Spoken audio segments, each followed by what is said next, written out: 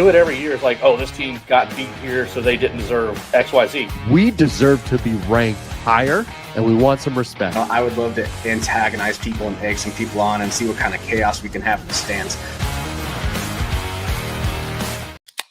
FCS Fans Nation, as predicted by many, the Brawl of the Wild 2.0 is coming your way in the semifinals. And on the opposite side, the complete opposite of what any human would have ever imagined. Kyler Neal, 51 playoff brackets were submitted for the FCS Playoff Bracket Challenge.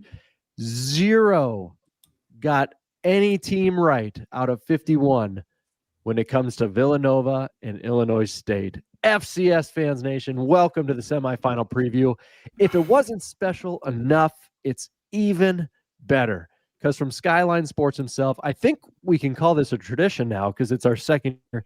Samuel Akem joins us, one of the greatest FCS film breakdown guys, former Grizz wide receiver. Samuel, welcome to the FCS Fans Nation podcast, and no better week to have you on, my man. How are you feeling with a big matchup in Montana coming down? Man, I'm feeling excited. I'm feeling elated. I feel like it's a really good year for the Big Sky Conference, a really good opportunity for one of these Big Sky teams to get into the national championship and be probably a favorite to win the national championship. So it's a big game. Revenge for Montana. Probably business as usual if you're Montana State, but a lot on the line, man, a lot. It's going to be an absolute blast. If you're going to survive a game like this in the environment, rivalry, or even if you are coming up as a unknown team on the other side, you probably need to stay hydrated for the semifinals. And Kyler, why don't kick us off with a sponsorship here, buddy? Perfect. Well, this body bag is brought to you by Renegade Hydrate because December doesn't care about your feelings. UC Davis, sure, they were seeded by idiots. That number next to your name wasn't respected. It was evidence the community didn't watch any of that Pac-12 at night football. Hello, hype, goodbye immediately. And for the Dakotas, the North, they're frauds. The South, they're frauds. State living off of history. The other state, don't even know who they are. Same story. 4 Dakotas, 0 Final Four. That's not a region. That's a myth that finally died. Meanwhile, Renegade Hydrate keeps advancing. The clean energy, the no crash, and it lasts longer than UC Davis and the entire Dakotas, ego combined. Renegade Hydrate, because teams that play in December, everyone else just talks. Dang, they just keep getting better and better, kind of like Villanova and Illinois State. Guys, we are really excited to break down this semifinal matchup. We've got an expert on with us tonight, and this is really going to be a lot of fun. The thing that's coming down the line is a chance to go dance in Nashville for the first time in a long time. Let's not hold the folks up. Let's get right into it. What are FCS fans talking and posting about nonstop? It's time for the top 6 topics of the week.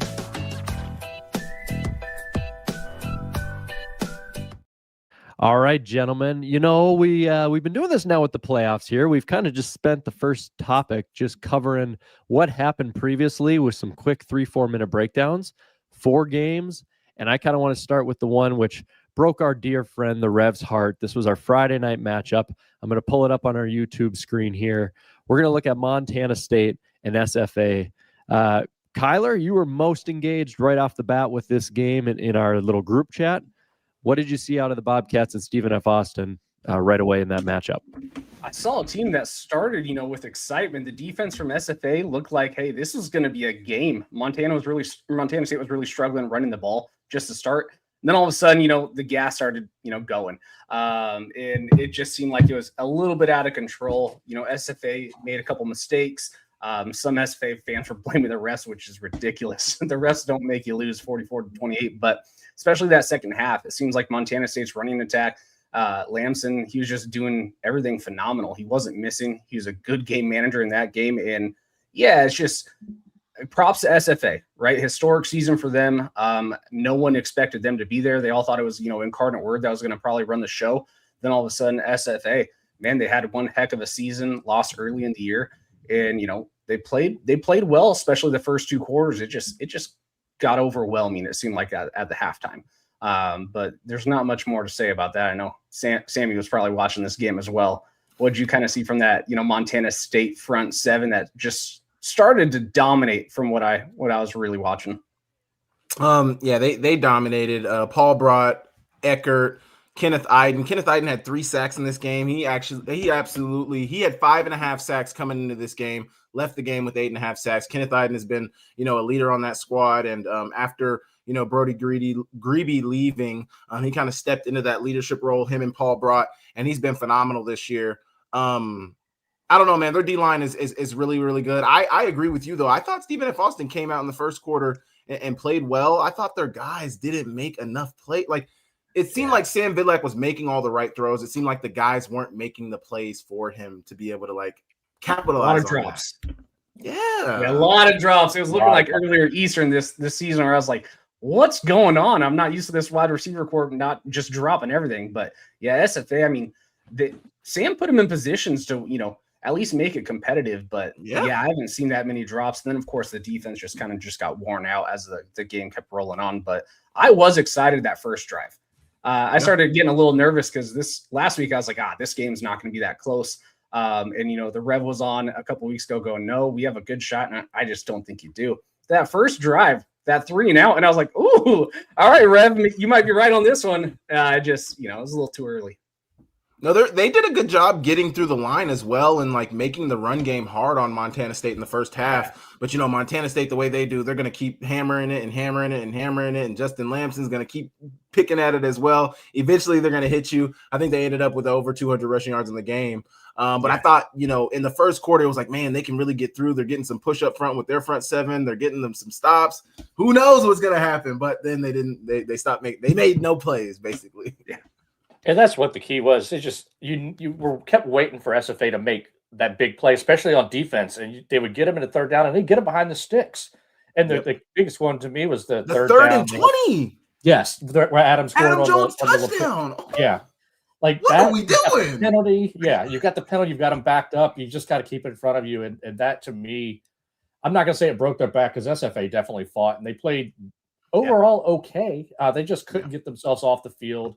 A lot of penalties on third down, but I did see some aggression. Like so many drops, and I mean, I felt like I was sitting back at Bridgeforth watching JMU drop everything, and the title game has got to be. I mean, maybe something with the cold and the ball, but Vidlak had a lot of pace. It was 50 though.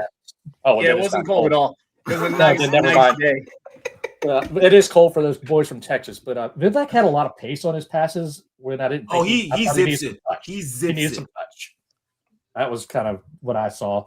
But yeah, I mean, Paul brought kind of dominated on the runs in the interior, and then Kenneth Iden in the fourth. They probably thought Kenneth Iden in the third, second, and first were out there too. The way he was flying through that line on those plays, and it's just it's tough.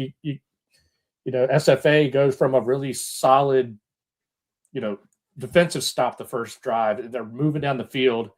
They got the ball in plus territory, and it goes off a guy's hands, and Caden Dowler picks it off, and they turn it into points. That's the other key too. Montana State turned those turnovers into points every time, and they turned it into touchdowns. So you can't do that as the team that's the underdog and fighting it when you're playing against a team that's got more talent. Because without those turnovers, SFA's right there, and they're going to scare them, and they did scare them. SFA belonged. The better team did win. Lamson played well, spread the ball out all over the place. I mean, Taco Dowler only had 3 catches. They really spread it out. Steele and Lencioni and Jones had a phenomenal game. So, a good game. They didn't even have Charles Demings either. Stephen F. Austin didn't. Yeah, that hurts. It was it kind of went as expected towards the end as the Bobcats pulled it away. And to kick off this next one for reaction time here for the playoffs, I'm going to go through this interaction. I love these YouTube comments. Tom Morris, guess the CAA is not as bad as you guys thought all year long. I'll give it credit. CAA is now in the semis, but Seth himself comes back pretty good. Patriot League is. He goes, not just anyone can take down the Ivy League, Patriot League, and UAC in consecutive weeks. And then Pritchett here says Nova might as well be considered a Patriot League team. That's where they're going next year. But hey, love the fan interaction and kudos to Villanova. I will eat crow as I've been eating all year. I expected Tarleton to win big, and I got to give Jamie credit, and I'm going to give him the floor first on this one because he said this game would be in the 20s, and I think our mics, the scoff you could hear from Kyler and I, and even Zach McKinnell was pretty heavy. And Jamie called it, so you get to react to it, buddy. What do you got? Yeah, well, I mean, you did cut off the point where I said it'd be in the 20s and Tarleton would win, but that's okay. I mean, the game Don't did do stay in that the to 20s. yourself. Hey, that's okay. Just I mean, take the win. that's right. The game stays in the 20s. That's kind of what I expected because a run game and a defense plays anywhere, and that's what Villanova does.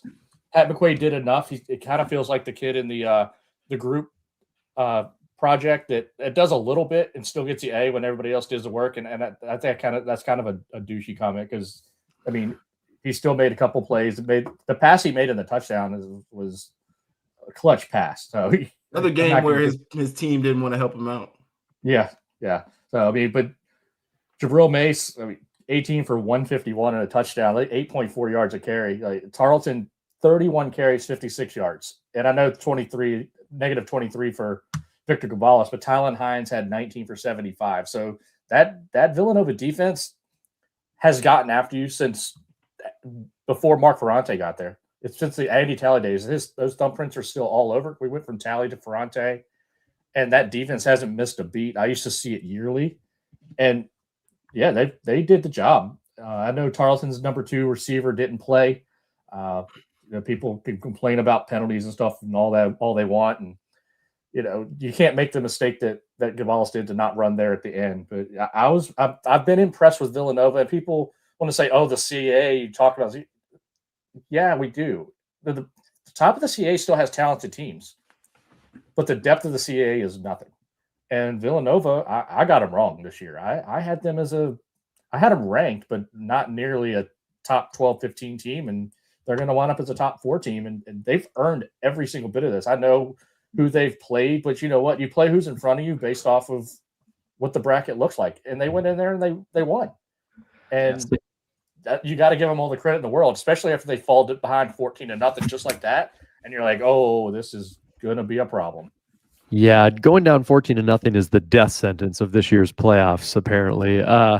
Sam, everybody believed with Tarleton State, and maybe this is bad analysis now in hindsight, but that they weren't this Sam Houston, they weren't this paper tiger of the past that was going to just put up a bunch of points and not really play defense. They did well against Army. They showed some strengths within their defensive fronts, but everything just kind of shut down to them as you went into that second half, and it felt like it was a struggle. What'd you take away from that one, dude? Well, first things first, I'm not a huge fan of the slow mesh, veer and shoot type offense. Me either. I don't really like it. I don't love it, but it obviously worked for Tarleton to be 11-1, follow at the end of the regular season, 12-1 coming in this game. I don't know. The run game, not having a run game is really detrimental. You hit it right on the head, Jamie. Defense and run game win in the playoffs. Villanova has that, and I think ultimately that's what's been shining through about their football team. They won at Lehigh based on their defense. They held Harvard to 7 points. Then they held at the time of the game, they were the number 1 scoring offense in FCS football, and they held them to 21 points. I just think it was ultimately a game where Villanova made everything hard on them. Nothing was easy. The run game wasn't hitting. So then, you're in long distances, 3rd and long, 2nd and long every time. And, that starts to wear on an offense. And Villanova just made the plays. Yeah, I don't like that slow mesh either. I saw it live in person last year. I was like, man, this is bad enough on TV. I see this thing in person. I was like, just like execute your play. I mean, it works for them. Yeah, it works for them very well. But to me, and I know they've got good running backs, but I mean, none of them are Kayvon Britton. Seeing him do it last year, he had a lot of Le'Veon Bell in him, in my opinion, is the way he read the hole. So the slow mesh works with the back like that. And that's kind of what they have with Tylen Hines and with Trey Page and all that. But I just don't like Page. He went in the portal at halftime, which kind of a interesting move. But yeah, I mean, yeah, we got to give Villanova credit. We've been kind of hating on them all darn week. Look, somebody in here talking about Grizz getting their revenge from 2009 against Villanova. I remember that run too, because he mentioned Matt Caesar. That kid was this comment right here. This guy's dead on. Wortham and Caesar are very comparable players to me. That would be an interesting matchup.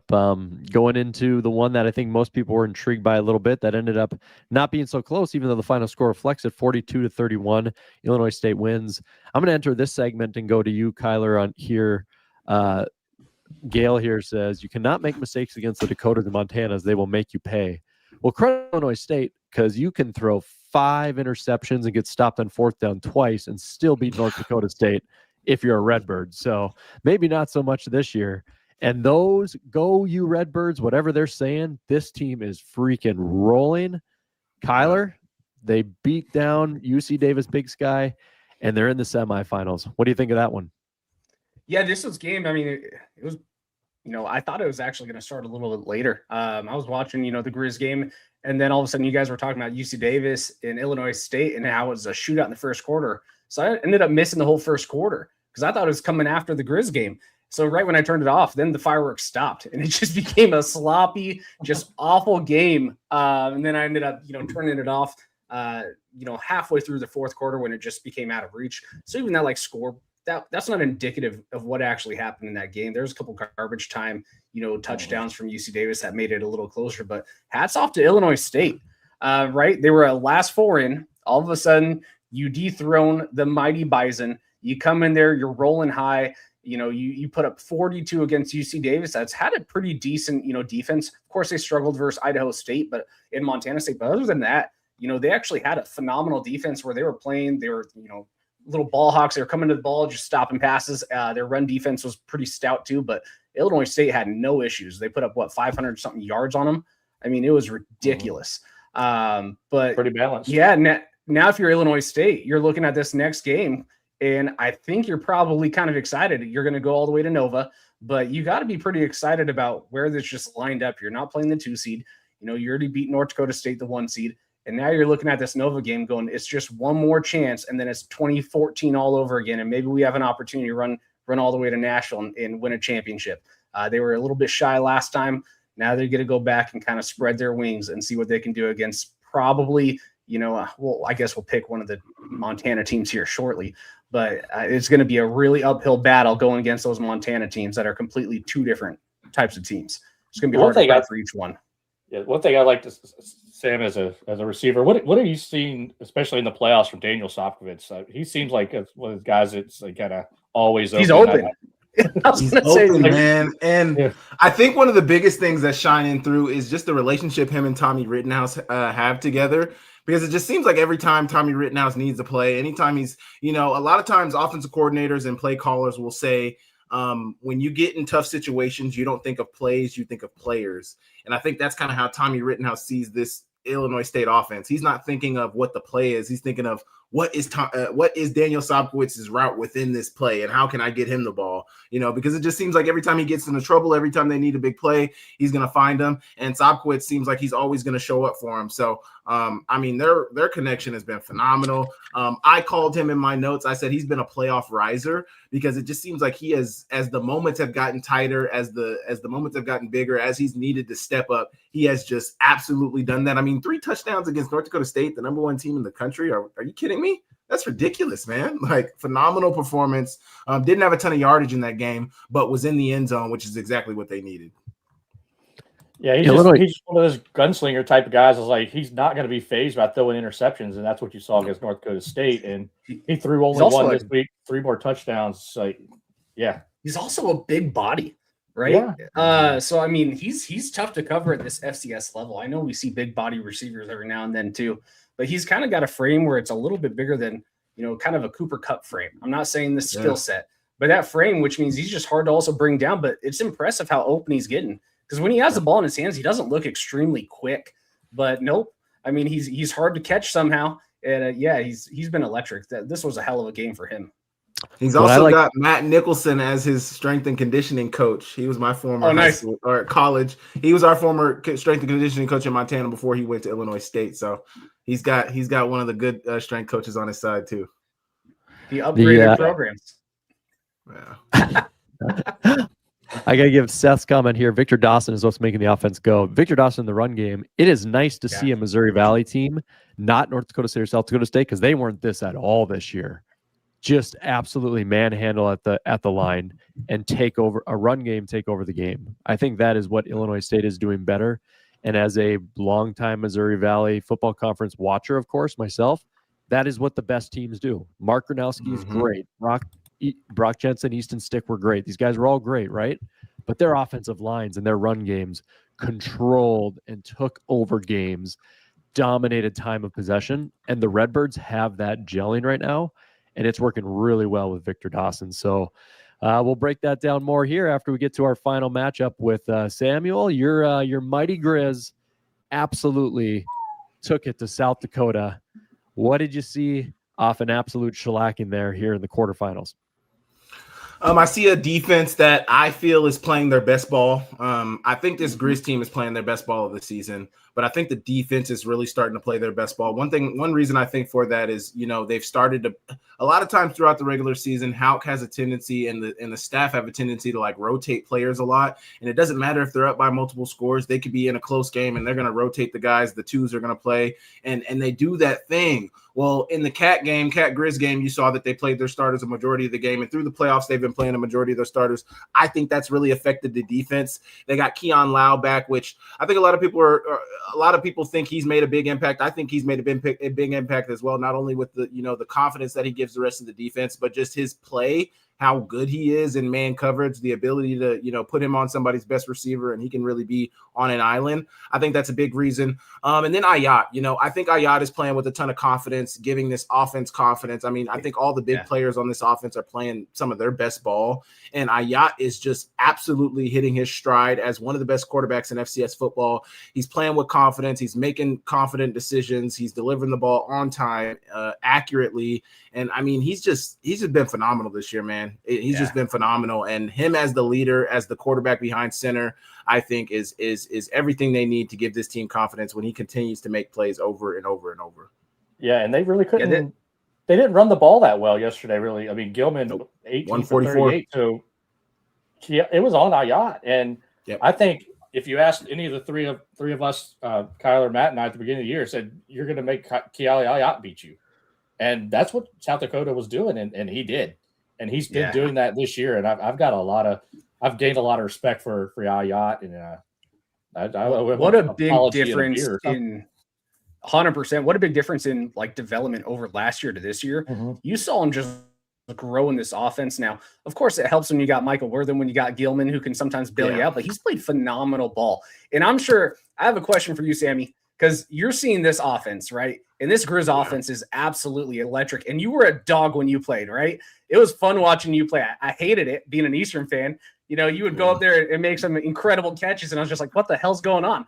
But looking at this offense, are you drooling every time you see it and go, man, I want to get on the field with these guys right now and be a part of this electric offense? Because it's something I haven't seen Montana have in a very long time. Oh yeah, it's definitely, and some of us guys who played pre-Coach Pease being the offensive coordinator are just because Coach Pease was our receivers coach while I was there. He's now the offensive coordinator, and it's so interesting because he used to always talk about, in the meeting room talking to him, hearing how his mind works. It's no surprise how the offense looks now because we were in those rooms with him every day. We got to hear the way his mind works. We got to hear the way he thinks about the game and the way he sees things happening. And now to see him get to be the captain of the offense, the one calling the plays, and you see how successful it's been.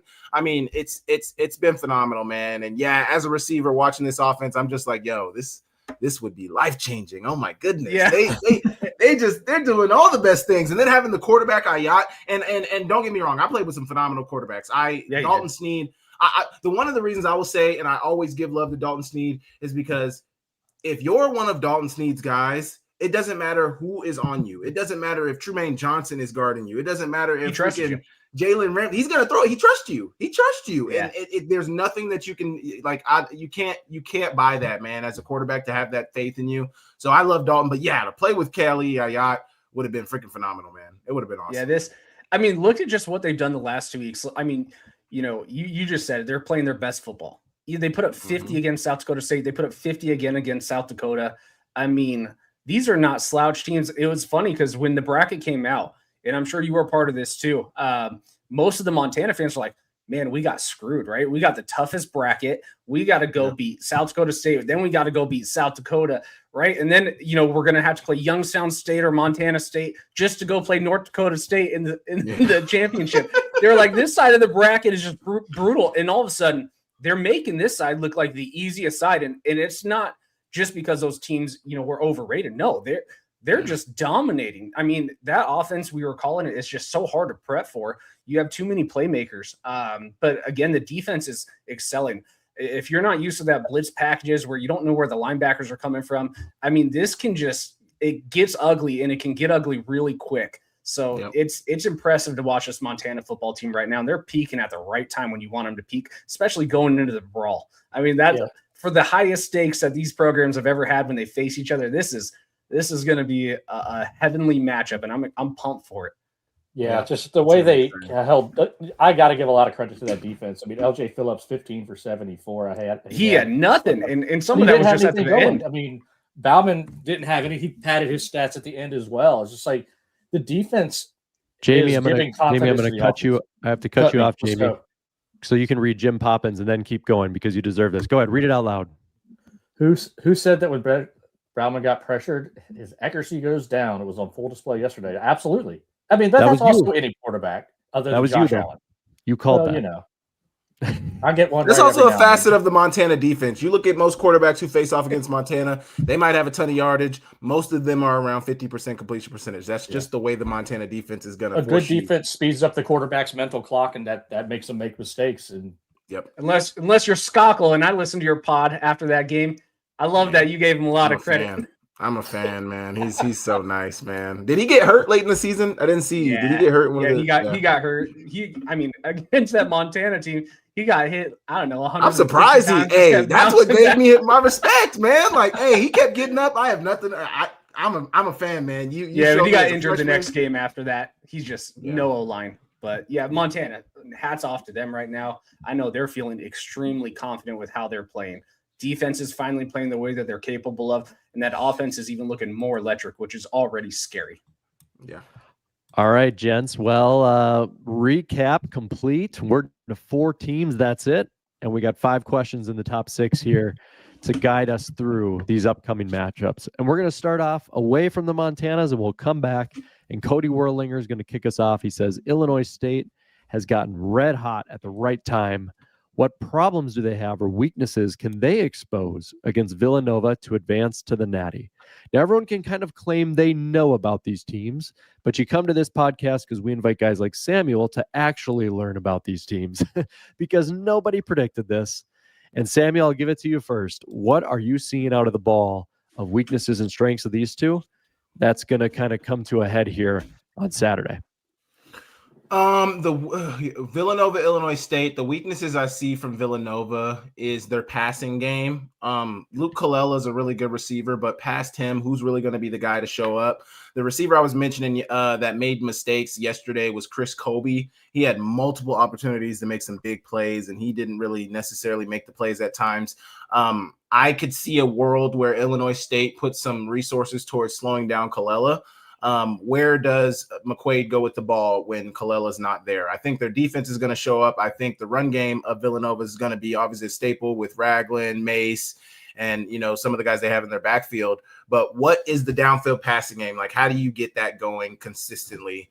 For Illinois State, I think they may have problems at times stopping people. Now, I know their defense has showed up a lot in this playoffs. I mean, obviously they held NDSU to probably their worst game in some years, probably not even just in the last year, but how does Illinois State's defense perform? And honestly, I think this is a good matchup because I'm talking about Illinois State's defense, but I think honestly, this is a really good matchup for Illinois State because I don't think Villanova has a plethora of offense. I think they're going to win games based on their defense. So I think based on where Illinois State is, this is a really good matchup for them. I mean, they should be licking their chops that they're playing a team that, doesn't have a super high-powered offense. They just beat UC Davis. They beat NDSU. So I think they faced a bulk of some of the good offenses they're going to see. But I don't know. Thinking about the weaknesses for Illinois State, if you're able to stop their run game and you get Tommy Rittenhouse throwing the ball a lot, I think that is a situation where he can be fruitful. Like we saw that in the NDSU game, but I don't think that's a winning situation for most quarterbacks. So I think that's where you really got to force Tommy Rittenhouse to really drop back and throw the ball. He threw the ball 50 times, threw 5 interceptions against NDSU. I think that's a formula that Villanova has to look at, stopping the run. And Villanova comes out with the regular season 35th ranked total offense, and Illinois State 55th. I mean, just statistical outliers, but it doesn't matter. That's why you play the games. Yep. Kyler, Jamie, what do you think? Weaknesses, strengths of these two squads going up against each other. Sam, I love what you said there of like this just in terms of style, and I will steal Kyler Neal's statement. He's been saying it for 10 years. Styles make for matchups. And this to me just feels like a similar thing. Is that the vibes we're getting right now? I would say, yeah, a little bit, but also it's hard to kind of really know what this Villanova team is capable of. And it's because I want to blame Flow Sports, right? So always had to troll someone on there. We didn't really get to watch a lot of the CAA because I know a lot of us, including me, we don't really subscribe to Flow Sports, right? They need to get on. Do they not play on ESPN Plus? They're not on ESPN Plus? No, they will be when they join the Patriot League. Oh, that makes sense now. Always wondered. Yeah, so it's like, we were looking at the CEA just going, hey, the CEA after the Dukes left, after the Blue Hens left, and all of the moves that they were making, just bringing in whoever, it watered down the league. So, I think that's where we start to lose faith. But Villanova's had a good defense all year. And Jamie kind of called this one. I mean, Tarleton was the first team that put 20 points on in the playoffs so far, and Tarleton's offense is elite. So looking at this Villanova team, and I think their specialty is definitely going to be the run defense, but can you get to Rittenhouse? And if you can get to Rittenhouse, we've seen him make mistakes, right? Now, a lot of that was in the NDSU game, but also he's a gamer, and even if he makes a mistake, the good news is it doesn't seem to get to his head. He's just going to keep throwing down the ball because he's that confident in his team and his abilities. But if Villanova can, like Sammy said, slow down the run a little bit, then this game becomes a little more interesting. Because again, I don't think Villanova is going to have the horses to make it a shootout. I could be completely wrong in that, but Villanova is going to want to make this game just ugly, play, turnover football, try and get some stops on, Illinois State side of the field. So then, they're working with shorter field distances to try and get at least, a field goal every drive. But yeah, this one's interesting. I don't really know because Illinois State's peaking at the right time too. Again, we said it in the very beginning, they're one of the last 4 in. I mean, again, if they lost that last game, they're probably not in, which is crazy. And that was a barn burner. So yeah, I'm curious. I don't know who I'm going to pick in this game, to be honest. I think I got to lead toward the hot hand, but Villanova's defense is playing pretty electric ball right now to slow Tarleton that much. And again, it was 14-0. And all of a sudden, there was only one other touchdown really drive. Now, at the end, Tarleton had a chance to win the game. They probably should have. But that Villanova defense stopped them for the other 90% of the game, which was impressive. And we saw Tarleton go 2 yards, 3 yards, stop, 3 yards, punt. I mean, that Villanova defense looks pretty dang impressive. So I'll be excited to see how they match up against Rittenhouse. Yeah, I think Villanova's strength is literally that, just limiting the number of possessions the other team has, because they'll get off the field, and the offense is they're going to establish their run game, and Pat McQuaid's going to have to make a few plays. But I have the same concern as Sam. Like, that pass game has to be able to make plays, and if it can't, because Illinois State stacks the box and it starts working, if they can win one-on-one matchups outside against those receivers, which they probably can. That's where you'll see Illinois State have some success. But if Villanova can establish that run in just 5 yards, 4 yards, and start wearing down the defensive line, they got Ty Niekamp on the Illinois State side who's going to disrupt some people, so that he might be able to keep them in the game, keep them behind the chains a little bit. So that's good. Those are going to be your keys. Matt, I know you already have the stats up. What's Illinois State's rushing defense ranked? Rushing defense I can find. I do know in terms of total offense and total defense, they are both below the top 50. They don't, in the regular season, they literally weren't a top 50 offense or a top 50 defense. So in terms of like coming alive and peaking at the right time, you got it. They are the 35th overall rushing defense though. So okay. Because they'll have. I mean, a game at 3.9 a carry. That's not bad. So they have the ability to do it. Because Nova's going to rely heavily, especially in I think the early portion of the game on Mace, just to see if he can break away some, see if he can get through that front seven of Illinois State. So I was just curious on where that run defense ranked in that. But I appreciate you. Yeah, they've been giving people some fits in that department. So, and all right, before we get to the next question, because it kind of goes a little bit down the line from this game, let's predict it. Sam, you don't have to if you're going to wait for Skyline Sports in your own article and stuff. But Kyler, Redbirds, Wildcats, what do you got? Man, Villanova's like the only CAA team I liked. But I think I got to still go with the hot hand. I mean, it's been impressive what they've done in this playoff field. They're feeling confident. They're feeling comfortable right now. They want to make that redemption at the national title. I got to go with Illinois State. It would be very weird if we did not see a Valley team in the championship. So I think I just got to go with history on our side and go Illinois State. What do you think, Jamie? Your former conference, the Wildcats. You going to give them some love here? I'm going to give a lot of love to Mark Ferrante. I'm going to give a lot of love to Brock Spack. This is a great coaching matchup again, and I love that. So this is a great coaching matchup, which means we're going to look at a great game. And I think the team that can establish what they do well, which, on the Illinois State side, get Sopkovich involved and have Rittenhouse have a good game. If they can establish that, they'll be there. If Villanova can establish that run game and just grind it out and keep the chains moving, then they'll have a chance. I'm going to go with the home team. I'm going to take Villanova to continue their run. Low scoring, more of a low scoring, closer game. I don't see this one getting out of the 20s either. I really don't. I think this is going to be a fun game, and I don't know what the weather is going to be because that's all. It could be a great equalizer. It could be cold and it might have some snow and all that. Let's have it. It'll be fun. I don't know what to expect there, but I think Jabril Mace is going to be just enough to give Villanova the win this weekend. All right. I will. I'm going to lean with Kyler because I think that Redbird line on both sides is going to lean on Villanova a little bit better, and that's where the game is going to be determined. I'll take. Wait, did you tell us all year long that Illinois State was small? No, he said South Dakota. Oh, that was South Dakota. Damn, I thought I had Matt there too. Yep. Nope. South Dakota. No hate on Illinois State. I barely talked about them. Hey, Seth himself, I got to give him this comment before we move to the next question. He says, Valley refs are rooting for Villanova. They haven't been eligible to ref the Natty since 2010.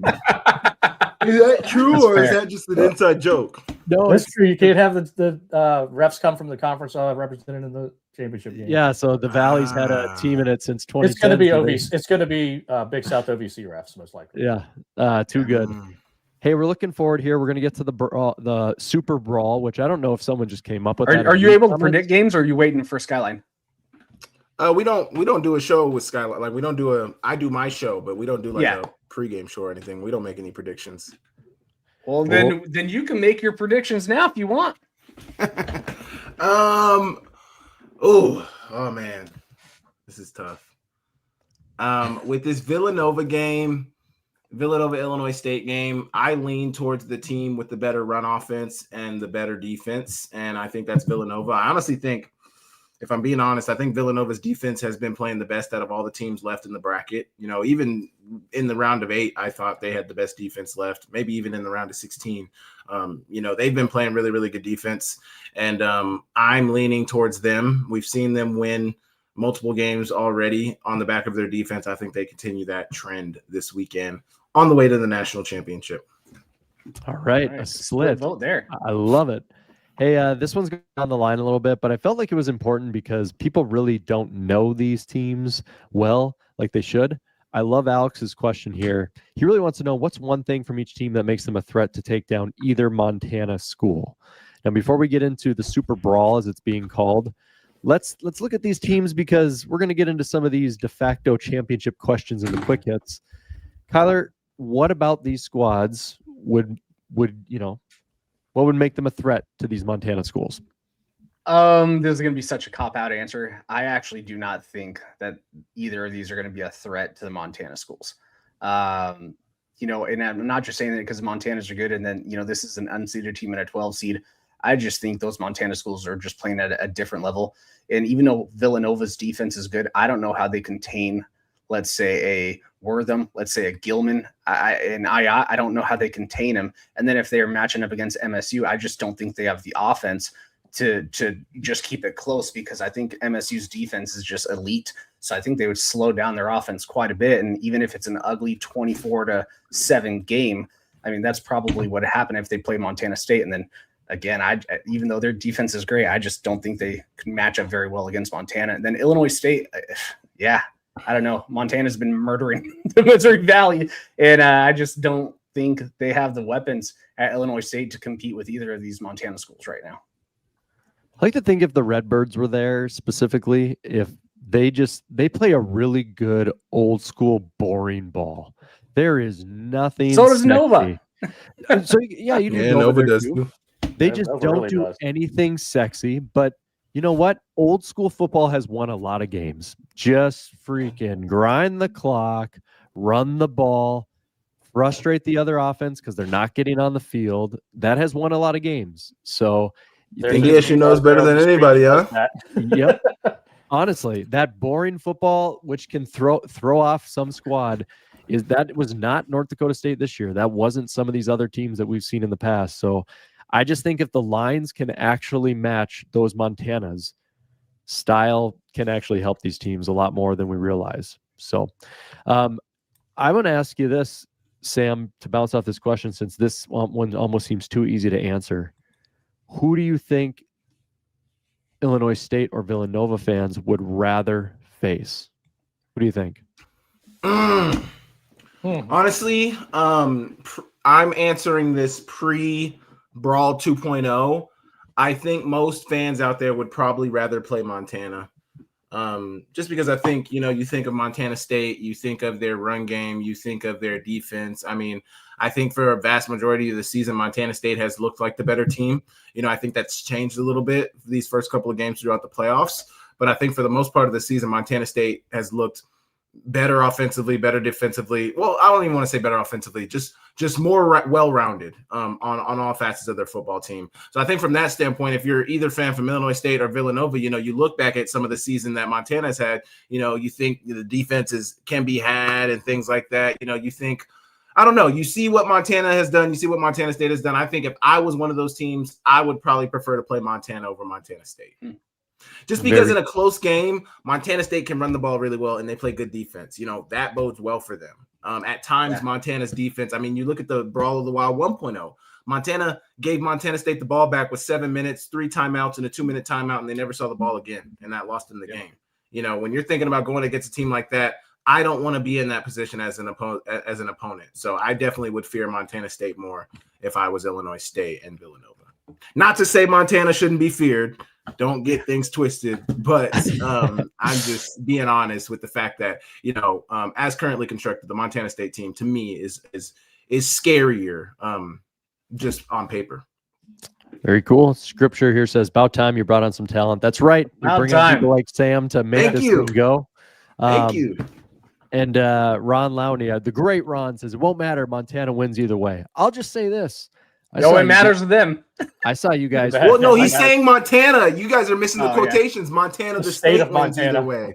You know what? I saw for 15 weeks, won't matter. NDSU's just going to win it. From you, Ron, and everybody else. I saw it. So guess what? Before you discount the Birds and everybody else, let's let the game play out a little bit. All right. He's saying that because his team lost. Well, that's the only reason why. What a petty. Don't worry, they're really good. They can beat North Dakota State. I'm afraid that's the lazy analysis that you expect from the show. Matt goes, beat Bison, team good. Samuel's like, I'm gonna look at some film and tell you how this works. There's a reason I host and be quiet. Alex comes back. Here you go, Sam. Here's the big break. Is Montana's bend but don't break defense good enough to slow down Montana State, especially in Bozeman? It seemed like the South Dakotas both had boom or bust offenses this year, and in hindsight, that played right into the hands of the Grizz. Cats will be much better equipped to weather the storm, in my opinion. Can Montana slow them down enough without having to rely on turnovers or big-time negative plays? Kind of seemed how it played out earlier in the season with that really close game at Wa Grizz.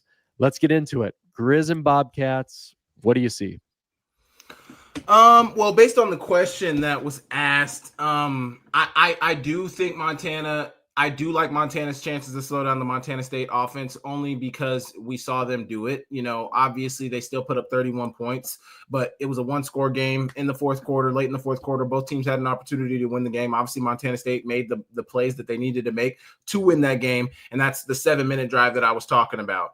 But I do like Montana's chances. One thing I will say also in addressing Montana's chances to stop the Montana State offense is getting Keon Lau back, I think getting a cornerback back that allows you to play more man coverage, allows you to keep more hats in the box so you can stop the run, I think cannot be understated. There's certain players on this Montana defense, where, you just simply can't do certain things. Like you can't run man with some of the guys that are out there when they play their starters, when they play their guys. I think that gives them the best chance to lock things down on the outside and devote a lot of attention to the run game. And, I do like Montana's chances in a scenario like that. But obviously, they're not a perfect unit. They can be had. They give up a ton of yardage. So there's that to be had. But I think at times when Montana's needed to make the plays that they make, that when they need to make the plays, they've made the plays for the most part. Obviously, in that Montana State game, they were a couple plays short. But for the most part, the reason this team is 12-1, 13-1 is because they've made the plays that they needed to make. I can't even remember the record now because it's been so long. Was it? Is it 13-1? Yeah, 13-1 now. We're 13 now. Yeah. The thing about this game, and again, the first game was fun, but one thing I think Montana has to do a little bit better, and they've been effective against almost every other defense or offensive line besides Montana State.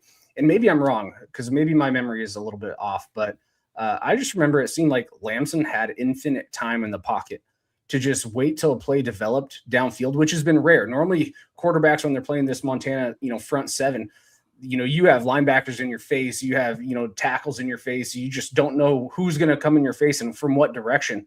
But again, that first game, I thought Lamson he seemed to have a lot more time in the pocket than what probably any other quarterbacks, had time when they faced this Montana Grizzly team. Am I correct on that, Sam? On what? Say it again. That it seemed like Lamson you're totally fine. It seemed like Lamson in the first brawl had an infinite amount of time to really let his plays develop, which has been rare. And I haven't really seen a quarterback just be able to sit in a pocket. And that's because, Montana State's O-line is that good. They rotate in, a lot of experience. Even, a lot of people were like, their offensive line, they lost some starters. Yeah, but their backups, they rotated in and out. They had tons of experience coming back, and that offensive line just seemed to really excel in that Montana game. Yeah, and I think it's the lack of contain, man. Like, they didn't contain Lamson well at all, let him break the pocket a lot of times, and then that gives him that's the extended time you're talking about. But not only does that give him more time to look down the field, but that gives him time to run as well and get out of the pocket and hurt them down the field, which is something I thought was really a big X factor in that game, was Justin Lamson's legs and breaking plays. You think about that last 7-minute drive when they had all the timeouts and the 2-minute timeout. There was a 3rd and 9 that Montana had them in. Justin Lamson scrambles. They have Jake Mason, who's a good player, but he's a D tackle spying Justin Lamson. You cannot spy Justin Lamson with a D tackle, D end. You have to spy him with a linebacker, or even, you're not going to ever spy him with a defensive back, but you got to spy him with a linebacker at the most. And Justin Lamson was able to capture the edge. He didn't get the first down, but he made it a 4th and 1. Next play, they sneak it on the 4th and 1, or not even sneak it, but I think they handed it off to Davis, and he got the first down. So, it's just situations like that. Allowing him to get out of the pocket and just create plays will hurt you every time. And that is something that Montana has fallen victim to a lot. If you ask any Grizz fan who's watched this team closely this season, there's been times when because Montana came on in terms of getting sacks and getting to the quarterback late in the season, but throughout the early half of the season, they weren't really getting to the quarterback at a high level. And one thing that you saw for that was not only were they not getting to the quarterback at a high level, but also they were allowing quarterbacks to sit back there and dot them up because they have a ton of time. So they're converting 3rd and 20. They're converting 2nd and 15. They're converting 2nd and 30. Like you saw it in the Eastern Washington game, Kyler. They converted a ton of 2nd and longs, 3rd and longs because he's just sitting back there. The pressure's not able to get there. That's when this defense can really struggle, when the exotic pressures don't work. Well, I could be wrong on this too, but from when I watch Montana games, it seems like most of the time, even in that Eastern game, they got to the quarterback a lot. Like the pressure was there, but because they blitz from so many different angles, it leaves open pockets in the middle of the field. And that's where Skockel was just like, all right, I know I'm going to get hit, but there's a guy in the middle of the field who's 8 yards away from anyone. If I can get it close to him, he's probably going to come down with that catch. And it seems like Montana, the last few games, have cleaned up that middle of the field to where it has been open. Maybe they've been, blitzing a little less or using those schemes quite a bit less, but the middle of the field, the last 2 games has not been very open compared to earlier in the season. And I don't know if they're just trusting the D-line a little bit more, going, our D-line's better than your offensive line. Let's see what type of pressure we can create without, having 4 linebackers coming on the outside or sometimes blitzing your corners. And again, I could be wrong, but that's kind of what I've seen in the last 2 weeks.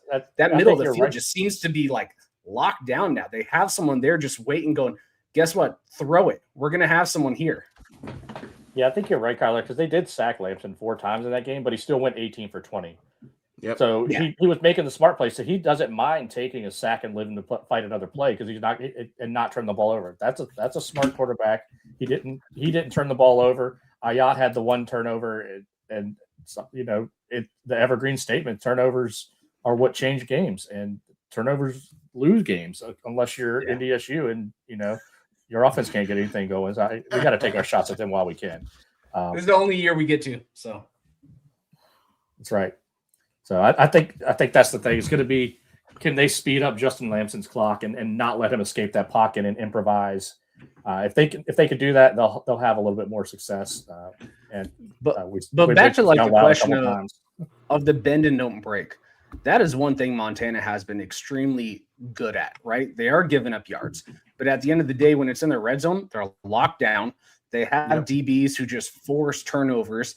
I mean, they almost had a phenomenal interception that just, slid past his hands in this last game, a diving catch, which was almost just insane. But that's one thing about these Montana DBs is when they put a little pressure on you too, you're going to make a mistake. You're going to throw the ball a little wonky, and maybe it's these 50-50 balls, but there's a Montana DB front and center who's going to pick you off and look like a wide receiver in some of those moments.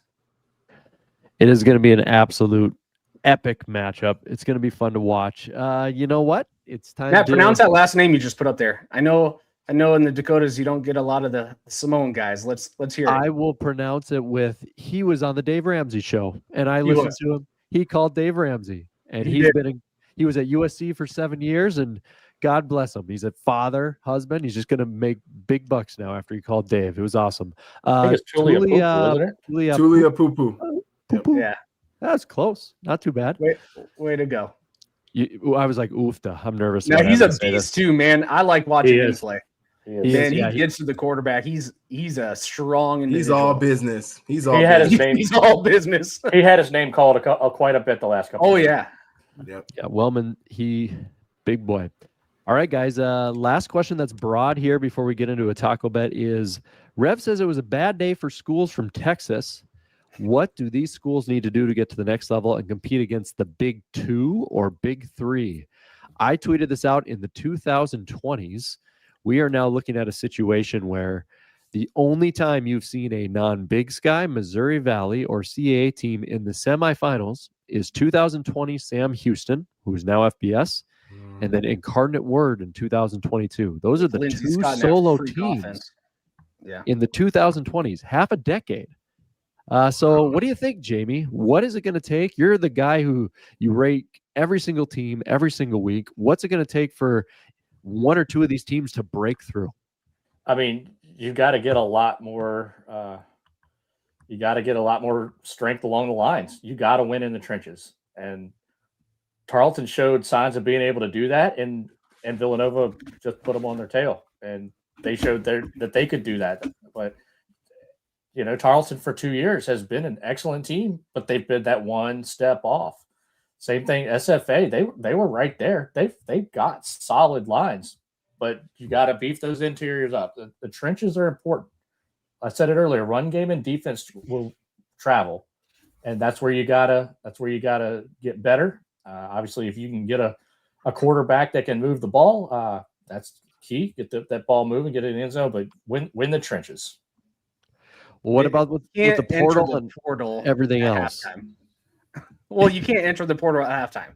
That's definitely a key. If you enter the portal at halftime, you're kind of, you're going to take a big fat L on the face. But no, I think Jamie's right, because SFA, I mean, they even had some big boys on the defensive line. The difference is, I think, the conditioning.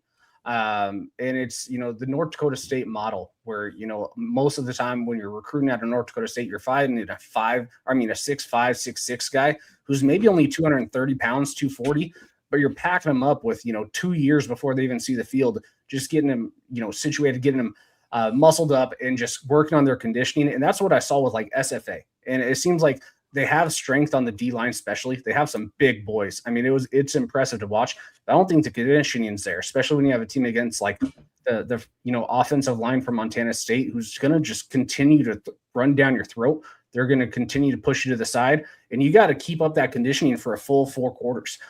So that's almost what I would say. It's not even just the lines and getting big solid bodies in there, but you got to get the conditioning down. If you can't, those Dakota teams, North Dakota, South Dakota State, these Montana schools, they're just going to bully you towards that 4th quarter if you don't have that conditioning down. Seems like an impossible task, Sam. Maybe you got some opinion on this with the portal and everything. I mean, as soon as you seem to be able to compete with some of these depth FCS schools where you don't have like all the Montana kids and the Dakota kids and kind of the NIL funds. I know North Dakota State's is plentiful. You have this great player and suddenly he's off to, FBS, whatever. And I mean, what's your take on this in terms of these other conferences trying to compete with the Montanas and such? I think it's tough. I think the play now is going to have to be what Coach Choate just said a couple of weeks ago, like, hey, you can get to the P4 through here. You can get to the big schools from here. I think it's hard to, I don't know. It's a serious issue right now because the FCS is basically just a farm system. You're building up your players and you're developing them for eventually somebody to come pay them and take them off your hands. I don't know truly what the fix for it is. I don't know how you find a remedy for it. It seems like right now the coaches are just going to have to sell, hey, we can get you to that next level. If you're not the Montanas, if you're not the North Dakotas, if you're not some of those blue bloods in the FCS, you're just going to have to sell, hey, we can get you to the top level. Maybe even, hey, we can get you to a North Dakota. If you come and ball here at Duquesne, you can go play at North Dakota State. I don't know. Like, I think that has to be the play because, I just think it's hard for retention right now just because the amount of money that's being thrown. There's not a lot of regulations on get that off the screen. What is it called? What is it? Tampering? There's not a lot of tampering rules and things like that. They don't enforce any of that. So it's just out of control. It's the Wild Wild West. They say it's not. They say they get the CSC now. 100% is. So it's all over the place. I can tell you that Josh Dye was not just getting calls in the last week. Let's call it. Let's just say that. After 1,800 rushing yards. Come on. Yeah, after every game, he's getting a little bit of love. Yeah. Do we know where he's going yet, or is he still in the portal? He's still in. I guess it doesn't open till the second. It doesn't open, so I haven't heard of anywhere. But I mean, all the Teron Dickens, Braden Atkinson, they're both already in the portal. Let's go from the SoCon to. I mean, they both probably go to at least a G5 would be my guess. We'll see. And if you want to know all the Big Sky guys, I got a whole database of them. It's a lot. There you go. Yeah, I'm sure. So just Sam Herder, when you're going through your portal this year, Sam's got the Big Sky squared up. There you go. K-Dom has my opinion on it. I've said it for a little bit. Alex Kenkel gave me some credit on Twitter this week for this. Now that NIL is out there, do we make players have contracts like coaches? That's really the only fix. The only fix is that there's a free agency period at the end of the season. And you have, let's say, Incarnate Word goes, yeah, we'll sign you to a 1-year deal out of high school. That way you can go explore. And you know what? Maybe there's South Dakota, the Coyotes. They go, we only sign 4-year players. And their talent pool is way lower. But the coaches get to develop them. And there's fallouts in those contracts if you break it, and away you go.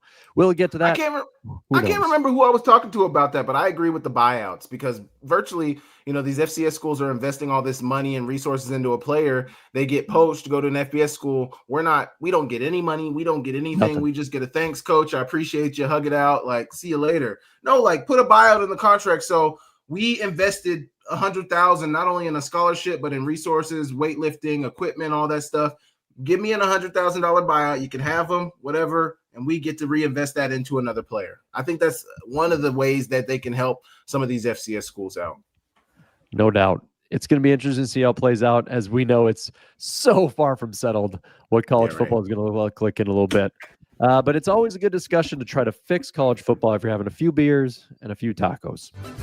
Taco King, coming to you from bright and sunny Fargo, North Dakota. It's time for a taco bet, and time for you losers to pay up. Taco Bet, our favorite segment on here. Here you go. I looked up this stat. It was kind of shocking to me. In the first Brawl matchup, unless ESPN is just wrong, Taco, 3 catches, 22 yards, and 9 rushing yards. Michael Wortham, 1 catch, 3 yards, and 35 rushing yards. That is like career lows for those two ballers. So I ask you in this Taco Bet, who will have the most total offensive yardage in this second matchup? So offensive stats, total yardage. Kyler, who's going to do it? Dowler or Wortham? Who do you got? No, I think Wortham. He plays in too many different, positions. Because are you also going to include the returns in these That's yards? why I'm going pure offense, no special. Pure offense. Okay, I still like Wortham because he's electric and he's everywhere on the field now. That's my Eastern biasness. But watching him play and getting behind that quarterback with Ayat and having Gilman in the backfield, I mean, Wortham's just electric. And Taco's a dog too, but Wortham's just at a different level, in my opinion. What do you think, Sam? These are two ballers. Who would you take for most yards coming up next week? I was actually going to say the same thing Kyler said. Wortham can affect the game in so many ways with the Wildcat at the running back position, at the receiver position. Take away the special teams. If we want to talk strictly offense, he can affect the game in way too many ways offensively. I think it'll be, and I think also too, they kind of understand that Wortham wasn't a big factor in that game, and maybe that was a misstep for them. I think they try to reverse that in this game, and they try to make him an integral part. Because I mean, you see the impact that he's able to have on the game. I mean, dude was the offense yesterday. So I mean, I think it's good. They're going to be hard pressed to be able to stop Wortham with all the ways he can affect the game. I'm going with Wortham. All right, Jamie, what do you got? Clean sweep it around the table. It's just the way it is. It's just the way Wortham is used in that offense versus how Taco Dowler's used. And I am not crapping on Taco Dowler at all, but Wortham is just such a Swiss Army knife. It must really suck for the Grizz to have to go from Junior Bergen to Michael Wortham in that role. It's just terrible to have to deal with that. Imagine if they would have used Junior this way. What would that have looked like? Yeah. I'm going to go opposite of you guys. I'm going to take Taco, and since we are here live, we'll go to our predictions before the quick hits as well, and that lines up with my prediction. I'm going to take the Bobcats in the home team to win. I was going to say, before we do predictions, can I ask Sammy a question here real quick? Of course you can. And it's because, again, we have someone who's, experienced the brawl. So these playoff games are always big, right? The atmospheres are different. They're more electric. You have the diehards coming in. And, Eastern's played Montana twice in the playoffs. And it seemed, even at Eastern. Oh, you're muted. Muted himself. There we go. Even those Eastern games, that's when Eastern was a little more elite, when we got to play them in the playoffs and the regular season. But it just seemed to bring a whole different type of intensity. So this is the first time this game has ever happened in the playoffs, right? The brawl in the playoffs, which is wild to think because these teams have been around forever. But the intensity factor, do you think this is just going to mean more? Because now it's not just bragging rights and a trophy and a Big Sky championship. This is on to the actual FCS championship. What is the atmosphere going to look like? What's the intensity going to look like? Is it going to be even more than it already is, which is a brutal rivalry? I just kind of want to get your thoughts on, this game. I think it's going to be absolutely electric in Bozeman. You got to think, not only is this for a chance to go to the national championship, but this is also the final home game of the season for the Bobcats. So everybody's going to want to turn up for that game. Obviously, it's going to be a party in Bozeman if they win. And, if they lose, it's going to be a freaking black cloud hanging over Bozeman. I mean, that's just how this state operates. And it's going to be absolutely amazing. I cannot wait. I mean, I'm not going to be there, but I cannot wait to see what the scene looks like on ESPN, because I know it's going to be absolutely electric. But I mean, I don't think you can take what you saw on November 22nd, and I would honestly say probably 5x or 10x that. I think it's going to be up there at that level where it's just so loud in the stadium. Everybody's on 10. Also, too, I think there's going to be a little bit of like uneasiness because it's like both people understand what's at stake, but also both teams understand what's at stake. You know, you lose this game, not only are you losing the rivalry, but you are ending your season right there where it stands. So I think there may be a point early on in the game where we see both teams kind of kick it around a little bit because they're trying to figure out like, okay, who's going to make that first mistake? Who's going to make that first big play? Like who's going to settle in? I don't know. I think it's going to be absolutely electric. And I think it's going to be unlike anything we've seen before. That is a beautiful perspective from someone who's been in it. And I think it is going to be rocking. I think it's going to be loud. And I just trust the balance of Montana State. Going to go simple with it. And that's why I'm also going to pick Taco. I think he has a good game. And I'm going to pick a 34-24, 10-point victory for the Bobcats. Kyler, what do you got? Man, every single week this year, I've picked MSU over Montana, right? Picked them over the Brawl. Even last weekend when we were like, who's the favorite to win it all now? I think I said Montana State. But the way Montana's playing, I think they're playing with a different tenacity these last few weeks. I like the offense. I have all year, but Wortham, I mean, he's excelling at a whole different level. You still have Gilman in the backfield. Ayat, again, he's playing like one of the best QBs in the nation. I think I'm going to go with the offense, and I think I'm going to pick the Grizz in a close game, kind of like what we saw. I get it's in Bozeman, and it's going to be a rough, rowdy crowd, but I think I got to go with the Grizz on this one. All right, Jamie, split it. What do you got? Well, there's one thing that I have gotten the most crap for all year with my rankings. Grizz hater. And it's the opposite. It's been having Montana ahead of Montana State. And I've had them there all year. And it's for a reason. I like the dynamic nature of the Montana offense. I'm not hating on Montana State. Bobcat fans, just don't get it twisted. I just like that's Montana team this year.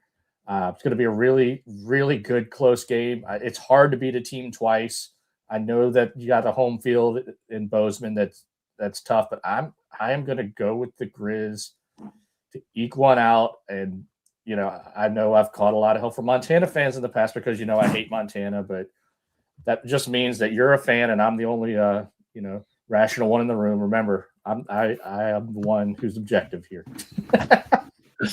Sam, you were so kind to give us your first prediction. For this one, I'm going to let you off the hook here.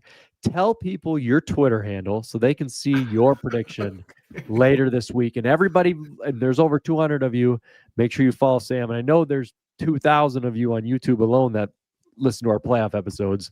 Sam, where's that Twitter handle so we can see your prediction? My Twitter handle is at S_Akem18. At S_Akem18. S_Akem18. You guys can find me on Twitter. That's where you get me at. Samuel Akem. Search my name. You can find me on YouTube as well. He will be. YouTube, when you hear the big okay, you get ready to get some good analysis coming right behind it. That's my favorite part. I love that. Yeah. I love the okay because I'm gonna get ready to hear some things. So good. I appreciate that. All right, guys, let's get into the quick. Just because your question is answered quickly doesn't mean we don't care. It's time for this week's quick hit questions. I'm coming up into the fan comments. This one was not planned. I'm going to give a shout out to the great Sam Herder. Someone in the comments here says, which song do they play? Because, North Dakota State kind of started that. If you're going to play in Texas with Alabama song, when you're about to win the semifinals, they play that and the crowd goes crazy. So people are wondering, what are they going to play since now they're going to go to Nashville? Sam Herder says Alabama, the same band that plays the fiddle song. Dixieland Delight, which is about Tennessee. He's like, that should be the song that these schools play. So I'm going to be intrigued to see if they have. If you guys think of one through these quick hits, Grizzle play Cotton Eye Joe if they win. Tennessee Whiskey. Tennessee Whiskey. There you go. Yeah, Tennessee Whiskey. That's a good one. It's Crazy Town by Jason Aldean. You kind of need Nashville itself. You need the home team to be winning, and you need kind of a blowout or we're clearly going to win to have the moment. So we'll see what goes down. All right, Justin wants to know, guys, does home field really matter as much in these semifinals games as in the past? Illinois State proved it didn't matter. How about the Grizz going into the Bobcat Stadium? Is that going to matter? I will say, in terms of North Dakota State's side of the bracket, that was on the stadium and on the fans. North Dakota State had 10,000 fans at that game. That's not even a home field. Like, the Bison will play well because they're in the dome most games, but the fans aren't that big of a deal if there's only 10,000 of you. Tarleton State was way less for Dollar Beer Night than I ever expected. I guess beer morning. But I just don't think the crowds really had much impact on that side of the bracket. Unlike the Montana schools, I think that definitely has its impact. Sam, do you think the Grizz will be shaken or rattled at all in Bobcat Stadium? Is that a factor? That is something that I think is coming into this game as an unknown, because I don't think, the Grizz haven't played in an environment like this. They've only had four away games throughout the regular season. They just have not been in an environment like this. So I'm interested to see how they react to that. It's going to be more crowd noise than they've had to deal with this year. I think that is a definite X factor that if they deal with it well, I think they'll play well. If they don't deal with it well, I think they'll have a lot of trouble. Do you know what the allotment is for Montana? Like, is MSU just tickets going? Wise? Yeah. I think it's really low. I think it's already low for like the visiting team for playoff teams. And I think it's probably even lower given that what the circumstances are. I have no idea. I'm not tapped into the tickets like that. Yeah. I was just kind of curious on that. The Jordan says if someone were to have a $25 bet at the start of the playoffs that Villanova would be hosting the semifinals, how much do you think they would have won from that sports gambling bet? Kyler, what do you think? Man, 500 plus. They said Villanova? Yeah, someone had put $25 down. What do you think the odds were that they were hosting the semifinals? How much? We're talking about Villanova. Why aren't we talking about Illinois State? What would that have been? Oh, either one of them would have had to. Yeah, 500 plus. Yeah, easily. Easy. Alex says, why do you think almost everyone whiffed on the two teams in the top side semifinal bracket? I do the bracket challenge. And they lost. That Jamie answered it. I do the brackets, and I tweeted this out on our official page and put on the FCS Gold page of me literally marking with my kids' markers. I was going through the brackets like this after North Dakota State lost. I went like this with the red one. I went. I wasn't even looking, and everybody under the sun picked North Dakota State to go to the championship, basically. So that is why it got ruined. Jay says, regarding all the Montana State fans or all the Montana State false starts, it sounds like the defense was simulating snaps all game, but it was only called twice. What do you think? I think I did hear the announcer say that in that game where SFA was like making snap sounds or like trying to sound like the offensive line or the center. Sam, did you ever experience anything like that when you were playing against teams? The defense literally trying to say like hike and hut and stuff? No, I don't think I ever really. Maybe once or twice I heard the offensive line say, "Hey, man, like they said something at the line of scrimmage," but no, that wasn't something that we really dealt with. But I did see, I saw the offensive line of Montana State, the kind of signaling to the refs, like, "Hey, like they're doing like I don't know." That's kind of crazy. It was a weird thing. Rev says, how often in the offseason will we have to hear the stupid BS, and you can edit that for the air, that the Cat Grizz 2.0 was the de facto national championship? And Cool Kyler Elliott says, is Cat Grizz, in your opinion, the de facto national championship? So, Jamie, what do you think? You're the no BS guy. What do you got? I hate the de facto. No, the national championship game is in Nashville. Now, whichever team wins Montana State, are they going to win? Yeah, probably. The national championship game is in Nashville. There will be a team on the opposite side of the field that does not have a Montana jersey on or a Montana State jersey on, depending on who loses. The national championship game is in Nashville. Do not discredit the other teams on the other side. They'll have earned their way there, and Montana or Montana State will have as well. They'll probably win, but you've watched this whole playoff, right? I'll leave it there.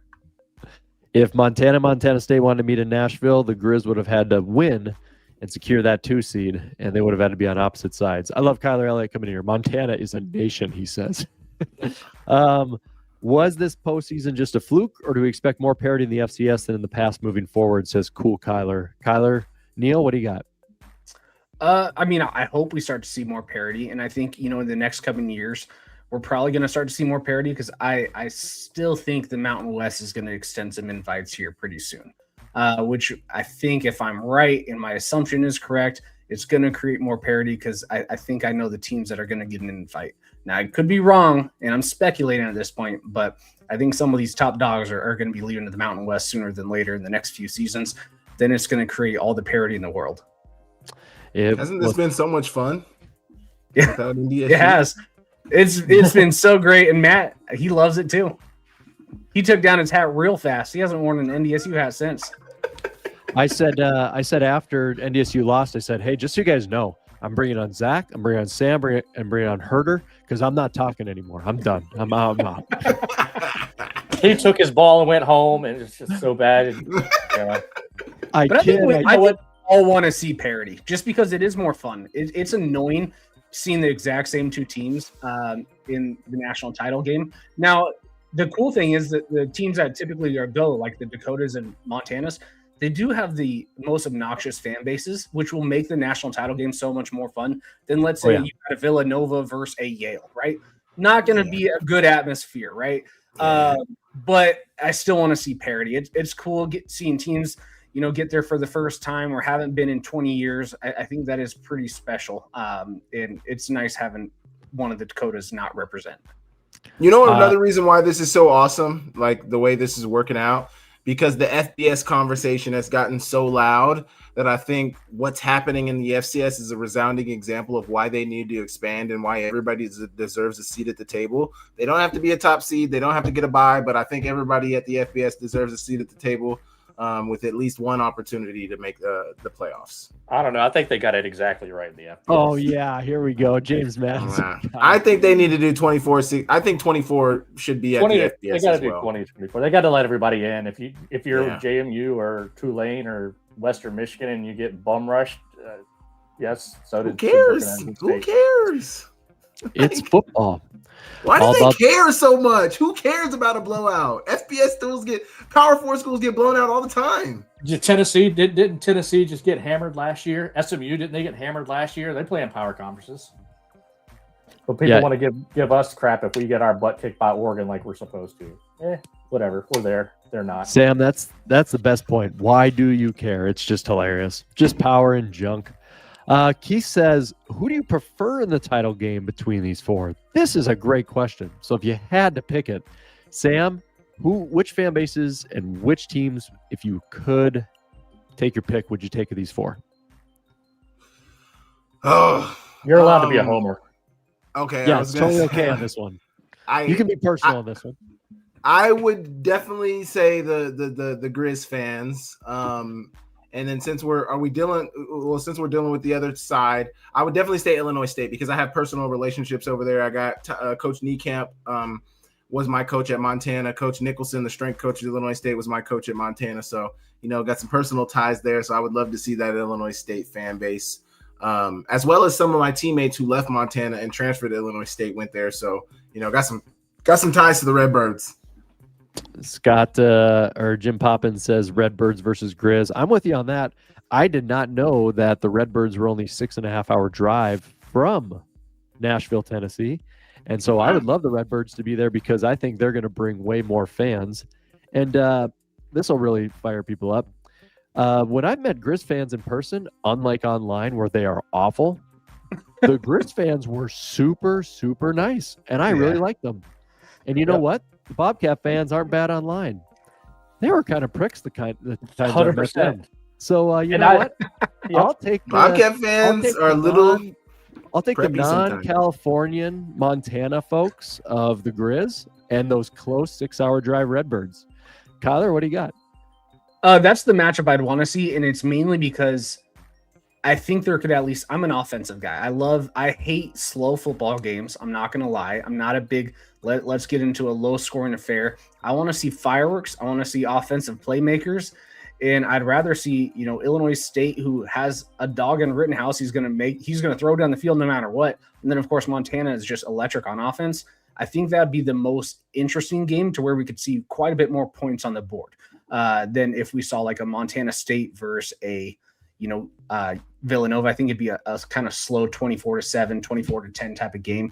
Where if it's Montana versus Illinois State, I think we're going to see 50-35. And that's what I would like to see. Something just blowing it up. And let's be real too. I know we're talking about Illinois State being 6.5 hours from Nashville. If the game was played at Lincoln Financial Field in Philadelphia, everybody else would still outdraw Villanova.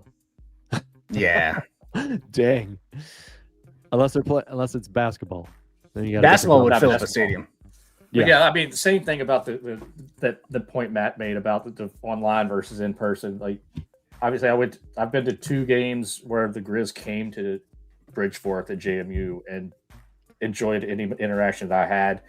And I was there in 2021. Yeah, unfortunately, their best receiver right in front of me on 3rd and 18 got a first down, and then I never saw him again, and I was hurt because I didn't see the great player. Yeah, I was right there. I was on that side of the field where you made that catch. Well, I'm glad that I've set up a firestorm in the comments. By the way, Montana State fans, like you're saying in there, buy me a lot of beer to remedy those past infractions. I think that's basically what they're all coming to agreement on. Kyler Elliott finishes us out. The great, cool Kyler. He says, "You just won the national championship. What is your favorite Gatorade flavor to get dumped on there, Skipper?" What do you got, Jamie? What are you getting dumped on? What Gatorade flavor? What color do you think I'm going to pick? There's only one, baby. You dump the purple on the coach. That's it.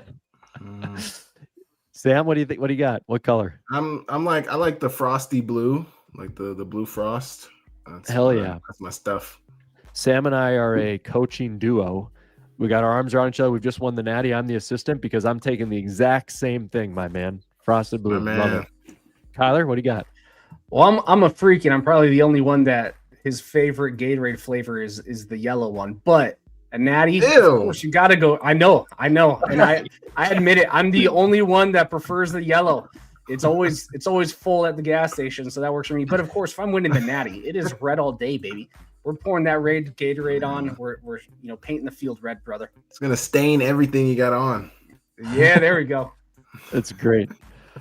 All right, FCS Fans Nation. Well, the semifinals is going to be live. It's going to be on Saturday. It's going to start in the afternoon. It's going to be beautiful and wonderful, and we're excited to check out the games. Sam, we want to give you a huge shout-out for taking the time in your incredibly busy schedule to spend time with the lowlifes here at FCS Fans Nation, and give yourself a platform here. Where can they find you again? YouTube, Twitter, any platform, whatever you want to promote. The floor is yours, my man.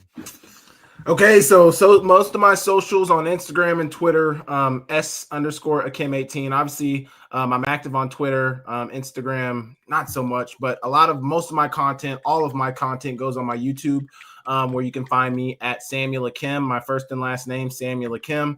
If you're searching the @ on YouTube, it's Samuel Akem18, at Samuel Akem18. And then my podcast where my audio, so obviously Akem's Analysis is where I do all my analysis of the games and the teams and what's going on in FCS football. That drops as a podcast through the Big Sky Breakdown Podcast Network. So if you guys search Big Sky Breakdown Podcast Network, you guys can find my audio. If you guys search Akem's Analysis, you guys can find my audio through anywhere you get your podcast. So Spotify, Apple playlists or Apple podcasts and all that good stuff. So yeah, usually just my first and last name. I haven't met a ton of Samuel Akem, so usually you search Samuel Akem, I'll pop up. You'll see me there. It's cool your show because again, you bring real analysis from a former player, right? Yep. A lot of us, we didn't play at this high level. A lot of us played really, small ball football. So it's cool when you get to break down the games, break down the plays as a high level athlete who got to play and actually you're on the field. So best Big Sky follow you guys can have. I mean, again, go watch a show. I listen to it weekly too. And he doesn't just glaze the Grizz. He doesn't get to he'll mention Eastern as much. Right down the middle. He does a phenomenal job. We mentioned the winners. We mentioned the winners, unfortunately. And I'm not even really trying to take a shot. I'm not even trying to take a shot at Eastern because I actually said this on my show. I was like, I was talking about what I was going to be talking about on my show, and I was like, hey, sorry if some of you Portland State fans are tuning in. Like, I haven't talked about you guys this year, and the reason for that is because, like, you haven't really been winning. So, and it makes sense, but it's one of the best Big Sky shows out there. So again, if you guys are Big Sky fans in the chat, please give it a listen. It's typically my airport listen, when I'm traveling every single week. So, he does a fantastic job. Yep. Thank you so much, man.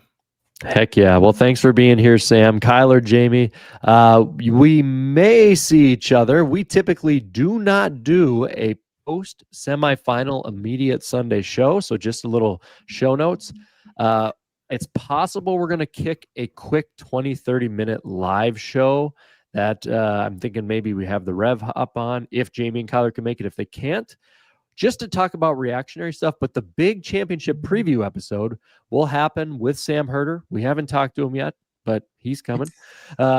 So we'll have that episode, as is tradition, probably a week before the Natty happens. So if you can I say one more thing? Absolutely, Sam, kick it. I just want to say, Rev, the reason I'm not going to Montana to the game in Bozeman is because I'm going on my honeymoon. So I'll be out of town. But I saw you say earlier in the chat, you asked, why I'm not going to Bozeman. I would, trust me, I would. But, And congrats. The honeymoon's, important. So that's awesome. Yes, it is. Yep. Really important. Taking care of the important stuff. All right. Well, we might see you guys. And if we don't, we will definitely catch you for the championship preview episode. You will catch us live, of course, down in Nashville for our live game day style show. And the semifinals are on, boys. If we don't see everybody through the holiday season, we hope you have a great holidays, a great Christmas, and we will catch you on the other end when the FCS is down to the final two. Boom.